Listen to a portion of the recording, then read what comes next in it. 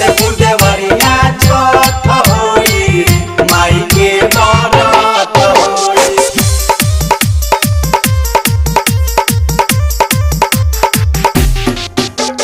फतेहपुर देवरिया छठ होई माई के बरत होई। पकड़ी बाजार मार्केट करे जाई असो छठी घाट पर डीजे बजवाई। पकड़ी बाजार मार्केट करे जाए असो छठी घाट पर डीजे बजवाई। बाजी जो बयाजन बाजन नाची सब कोई हो नाची सब कोई। फतेहपुर देवरिया छठ होई माई के बारात होई। फतेहपुर देवरिया छठ होई माई के बारात होई। फतेहपुर देवरिया छठ होई माई के बारात होई।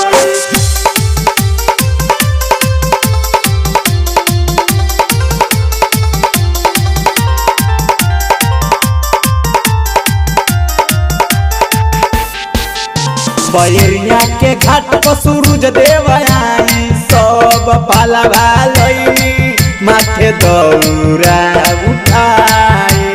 सब पालवा लईनी माथे दौरा उठाई। बैरिया के घाट पर सूरज देव आई सब पालवा लईनी माथे दौरा उठाई। उगे ना सूरज देव और गदियाई जी और गदियाई। फतेहपुर देवरिया छठ होई माई के बारात होई। फतेहपुर देवरिया छठ होई माई के बारात होई। फतेहपुर देवरिया छठ होई माई के बारात होई।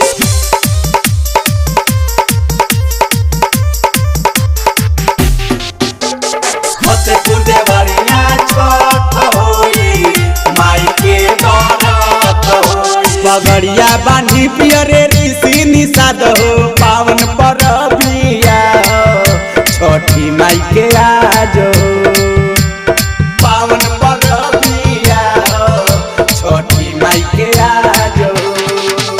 पगड़िया बांधी पियरे ऋषि निषाद हो पावन परबिया छठी माई के आज हो। बीरिज सबरुदिया के छठी भजन होई हो छठी भजन होई। फतेहपुर देवरिया छठ होई माई के बारात होई।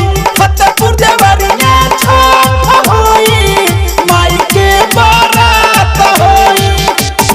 पकड़ी बाजार मार्केट करे जाए असो छठी घाट पर डीजे बजवाई।